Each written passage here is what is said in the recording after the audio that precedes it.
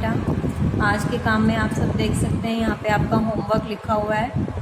29 date का homework है। 46 से लेके 50 तक आपको करने हैं। फिर हमारे सिर्फ 8 एग्जाम्पल रह जाएंगे, यानी कि 2 दिन में फिर ये चैप्टर भी हमारा ख़त्म हो जाएगा। देखिए, मैं आपको सिर्फ जो मेन बातें हैं वही बताऊँगी। बैलेंस शीट जैसे आप सॉल्व करते हो वैसे ही है।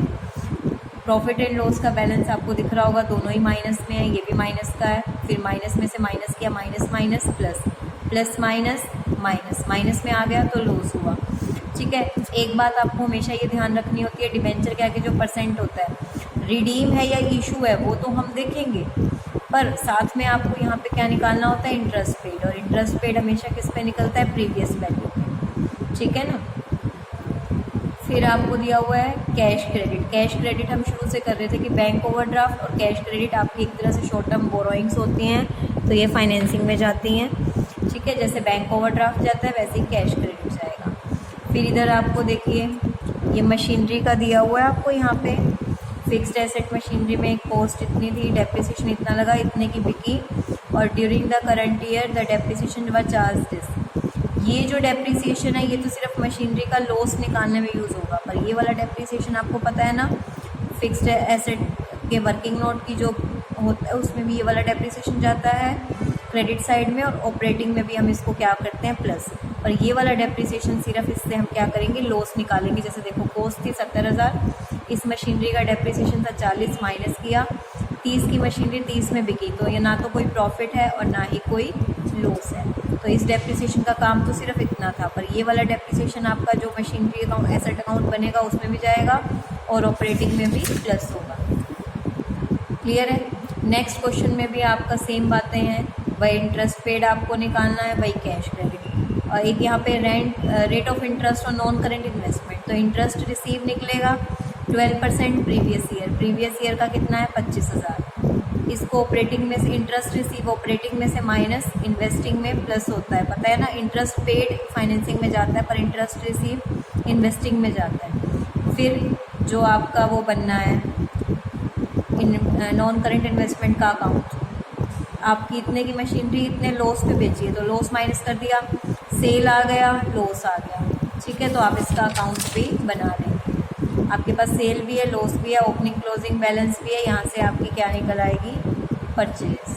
क्लियर है। 48 क्वेश्चन भी आपका बिल्कुल सेम है, कोई चेंज नहीं है। 49 क्वेश्चन समझ लीजिए एक बार। 49 क्वेश्चन, क्योंकि देखो इसमें आपको बैलेंस शीट दिख रही है, ये फर्म वाली है, क्योंकि फर्म के केस में आपको पता है शेड्यूल 3 अप्लाई नहीं होता। शेड्यूल 3 वाली बैलेंस शीट कंपनी की होती है, फर्म की बैलेंस शीट ऐसी होती है, तो हमें फर्म का बनाना है। आपको यहाँ पे नीचे कह रखा है कि ना तो कोई ड्राइंग चार्ज हुई है, ना ही कोई कैपिटल आई है, ना कोई परचेज हुई है, ना कोई सेल हुई है। अगर परचेज सेल नहीं हुई तो फिक्स्ड एसेट के बीच का गैप क्या कहलाएगा, डेप्रिसिएशन। क्योंकि परचेज सेल नहीं हुई तो ऑब्वियस सी बात है कि इनका अकाउंट बनाओगे तो बीच का गैप क्या आएगा, डेप्रिसिएशन। 3 लाख से मशीनरी 2.5 लाख की होगी तो 50,000 का क्या हो गया, डेप्रिसिएशन। डेप्रिसिएशन ऑपरेटिंग में क्या करते हो आप, प्लस करते हो। ठीक है, अब लाइन वाइज करते हैं। कहीं पे प्रॉफिट लॉस नहीं दिया हुआ, जब प्रॉफिट या लॉस ना दिया हो तो हम अपनी कैपिटल के बीच के डिफरेंस को ही प्रॉफिट या लॉस मान लेते हैं। आपकी कैपिटल 3 लाख से 2.5 लाख कम हो गई तो लॉस हो रहा है, यानी कि loss opening capital minus closing, तो यहाँ से आपका लॉस आ गया, ये लॉस 80,000 का आ गया। ट्रेड पेबल करंट लाइबिलिटी है, करंट लाइबिलिटी का बढ़ना plus, outstanding expense current liability का बढ़ना प्लस, बैंक ओवरड्राफ्ट आपका रीपे हो रहा है, रिड्यूस हो रहा है, तो फाइनेंसिंग में माइनस।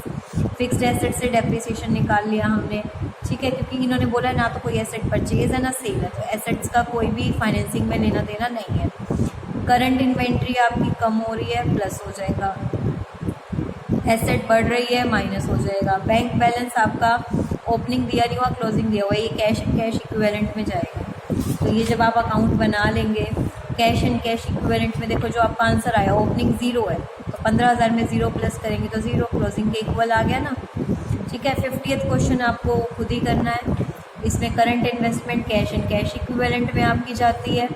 ठीक है, इंटरेस्ट पेड आप 12% 10 लाख में निकालेंगे। क्लियर है। इन्होंने बोला भी हुआ है जो डिवेंचर रिडीम हुए हैं, डेट दी हुई है बिल्कुल साल के एंड में, तो जो रिडीम हुए हैं उनका तो फिर डेप्रिसिएशन की डेट हम देखते हैं, पर अब डेट देखने की जरूरत नहीं है, लास्ट में यानी पूरा साल यूज़ हुए हैं तो पूरे साल का इंटरेस्ट लगेगा। प्रोविज़न फॉर टैक्स का ओपनिंग क्लोजिंग बैलेंस मानेंगे इसे, क्यों, क्योंकि नीचे टैक्स पेड दिया हुआ है। जब टैक्स पेड दिया हो तो आप यहाँ से क्या निकाल सकते हैं, statement of profit and loss यानी कि करंट ईयर का प्रोविज़न आप यहाँ से निकाल सकते हो। एक्यूमुलेटेड डेप्रिसिएशन दिया हुआ है साथ में, यानी कि आपका केस 2 है, 2 अकाउंट बनेंगे, मशीनरी का अकाउंट अलग बनेगा, डेप्रिसिएशन का अलग। गुडविल आपकी राइट ऑफ हो रही है, ऑपरेटिंग में जाएगी। स्टॉक तो आपको पता ही है, तो ये क्वेश्चन भी आपका बिल्कुल सेम ही है। तो 50 तक आपको करने हैं, 50 तक अगर कोई डाउट लगे तो आप मुझसे पूछ सकते हो। इसके बाद हमारे 8 एग्जाम्पल रह गए जो हम 4 करके 2 डेज़ में कवर करेंगे। Thank you.